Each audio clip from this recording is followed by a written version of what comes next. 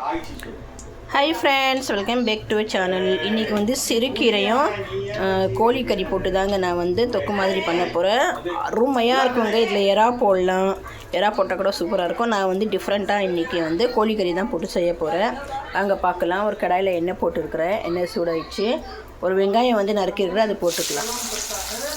உப்பு போட்டுக்கலாங்க. நல்லா வந்து இது பதங்கட்டும், கொஞ்சம் ப்ரௌன் கலராக வரட்டும்.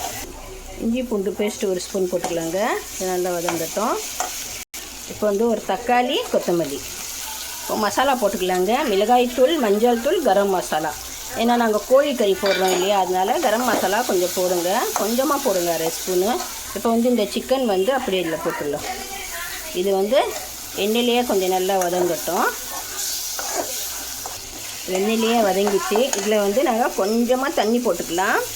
கோழிக்கறி வந்து ஒரு 2 நிமிஷம் 5 நிமிஷம் நல்லா வெந்து வரட்டும். அதுக்கப்புறம் நாங்கள் கீரை போட்டுக்கலாம். இது கொஞ்சம் வெந்து வரட்டோங்க கோழிக்கறி. ஏன்னா சிறு கீரை வந்து கொஞ்சம் நேரத்தில் நல்லா வெந்துடும், 2 நிமிஷத்தில். இது வெந்த பிறகு போட்டால் நல்லாவும் இருக்கும், கவுச்சி வாசனையும் வராது, கறியும் வெந்துடும். இது எப்படி வரட்டும், மூடி வச்சிடலாம். இப்போ 5 நிமிஷம் ஆயிடுச்சு, பார்க்கலாங்க. பாருங்கள், நல்லா வெந்துச்சு.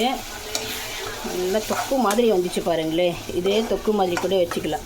இப்போ வந்து இந்த சிறுகீரை வந்து நல்லா கழுவி வச்சுருக்கிறேன், இதை அப்படியே போட்டுக்கலாம்.